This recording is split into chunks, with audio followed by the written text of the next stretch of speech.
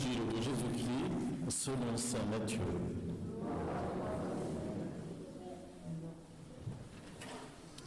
En ce temps-là, Jésus se mit de nouveau à parler aux grands prêtres et aux pharisiens.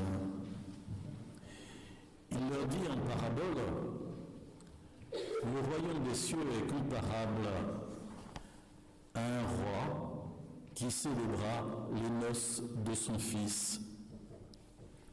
Il envoya ses serviteurs appeler à la noce les invités, mais ceux-ci ne voulaient pas venir.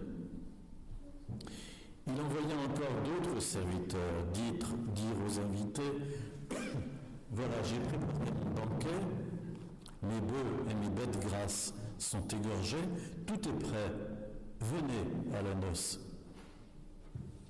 Mais ils n'en tinrent aucun compte et s'en allèrent, l'un à son champ, l'autre à son commerce. Les autres empoignèrent les serviteurs, les maltraitèrent et les tuèrent. Le roi se mit en colère et il envoya ses troupes, fit périr les meurtriers et incendia leur ville. Alors il dit à ses serviteurs, « Le repas de noces est prêt. » Mais les invités n'en étaient pas dignes. « Allez donc aux croisées des chemins, tous ceux que vous trouverez, invitez-les à la noce. » Les serviteurs allèrent sur les chemins, rassemblèrent tous ceux qu'ils trouvèrent, les mauvais comme les bons. Et la salle de noces fut remplie de convives. Le roi entra pour examiner les convives. Et là, il vit un homme qui ne portait pas le vêtement de noces. Il lui dit, « Mon ami, comment es-tu entré ici sans avoir le vêtement de noces ?» L'autre garda le silence. Alors le roi dit aux serviteurs, « Jetez-le aux pieds et poings liés dans les ténèbres du dehors. Là, il y aura des pleurs et des grincements de dents. Car beaucoup sont appelés, mais peu sont élus. » Acclamons la parole de Dieu. Louange à toi, Seigneur Jésus. Est-ce qu'il y en a qui ont remarqué quelle était la dernière phrase de l'évangile qu'on vient de lire? Est-ce que vous avez remarqué ça? Il y en a qui peut le lire? Qui peut la répéter, la dernière phrase de l'évangile? Vas-y, tiens.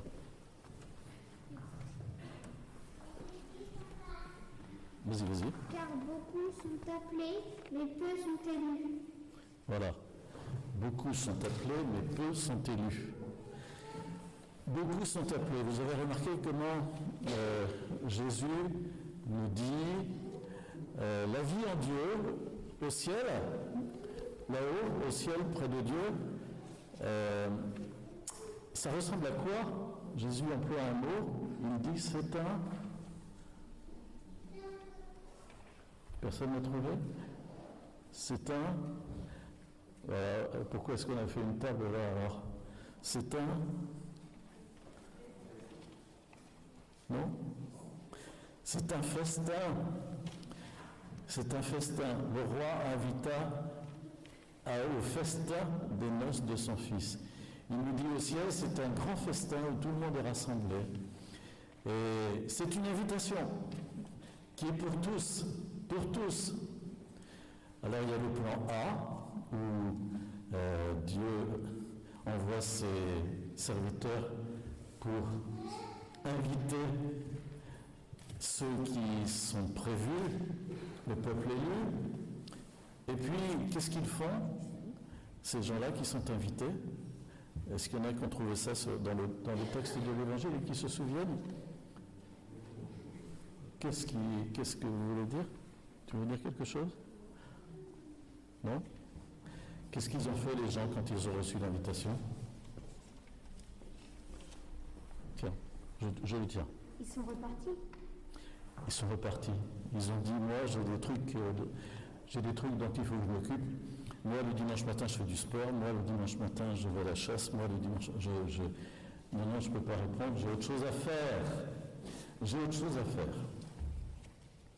Ah, ça c'était le plan A. Et ça s'est mal terminé puisque dans l'histoire que raconte Jésus, on a fini par écarter tous ces gens-là. Et puis il y a le plan B. Et c'est quoi le plan B? C'est à nouveau le roi envoie ses serviteurs. Et qu'est-ce qu'il va leur demander aux serviteurs? D'aller chercher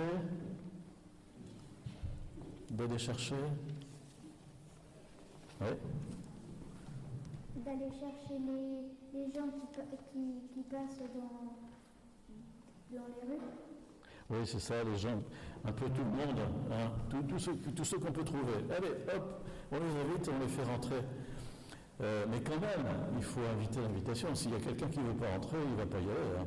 On ne va pas le faire rentrer de force, évidemment. Hein. Et donc, il y a plein de gens qui rentrent, il y a plein de gens qui viennent au festin. Et enfin, la dernière partie de l'histoire, c'est quoi? C'est le roi qui vient voir et qui regarde, et puis qu'est-ce qu'il remarque? Il remarque quelque chose de pas normal. Il y en a un qui n'a pas ses vêtements de noces. Il y en a un qui n'a pas ses vêtements de noces. Il y en a un qui est venu les mains dans les poches en disant ces histoires-là, c'est des foutaises, moi ça ne m'intéresse pas tellement, mais enfin je vais faire un tour quand même. Et alors, il n'a pas voulu accepter le beau vêtement qu'on lui avait fourni à l'entrée, qui était le vêtement de noces. Il dit, moi ça ne m'intéresse pas, j'en veux pas. Et alors évidemment, ça se remarque tout de suite, au milieu des autres, il n'avait pas le beau vêtement que tous les autres avaient. Et on est obligé de lui dire, écoute, si tu ne veux pas recevoir gratuitement le vêtement de noces que je te donne, c'est-à-dire tout mon amour qui te purifie, tout mon amour qui te transforme, si tu ne veux pas recevoir mon amour, alors tu ne peux pas prendre part au festin. Autrement dit, pour aller à la table du Seigneur, au festin et au repas, il faut accepter d'être transformé par son amour, saisi par son amour. Il faut accepter qu'il rentre dans notre vie, dans notre cœur, et d'avoir de l'amour pour lui, et d'abord de recevoir son amour. Si on ne veut pas ça, c'est la seule condition, au fond, c'est la seule condition, recevoir son amour. Si on ne veut pas ça, on ne pourra pas. Et puis on pourrait terminer par une petite question à laquelle je vous donne 10 secondes pour réfléchir. Qu'est-ce qui est la raison pour laquelle vous acceptez de venir ce matin? Quelle est la raison pour laquelle vous avez accepté de venir ce matin ou accepté de ne pas venir les autres dimanches? Est-ce que vous pouvez réfléchir à ça? Vous avez une idée? Voilà, il y a déjà Tristan qui a une idée. Alors vous savez, ce que vous allez dire, on va le marquer sur... on a laissé un petit parchemin à gauche qui est marqué menu.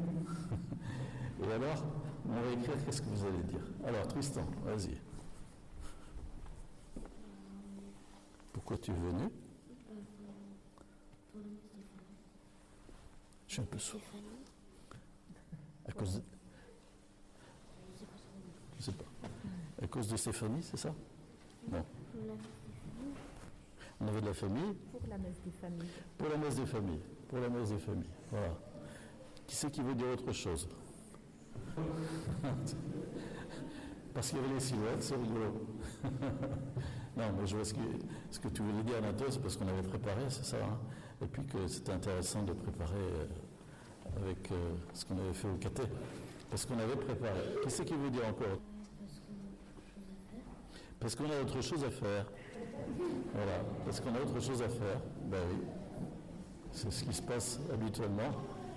Et on dit, moi j'ai autre chose à faire, donc je ne réponds pas à l'invitation. Qu'est-ce qu'on va trouver encore?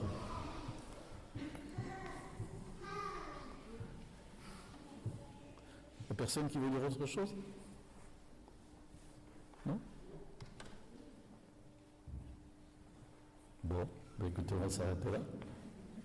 Mais il faut, pour terminer, on va dire simplement ceci, c'est que on est invité toujours par le Seigneur, et en particulier pour la célébration de la messe, l'Assemblée chrétienne, on est invité tous les dimanches à venir au festin du Seigneur. Et tout à l'heure, juste avant la communion, vous m'entendrez dire ceci: heureux les invités au repas du Seigneur. Et on répond ensemble: Seigneur, je ne suis pas digne de te recevoir, mais dis seulement une parole et je serai guéri.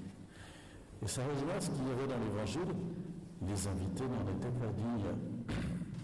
Et nous disons: Seigneur, je ne suis pas digne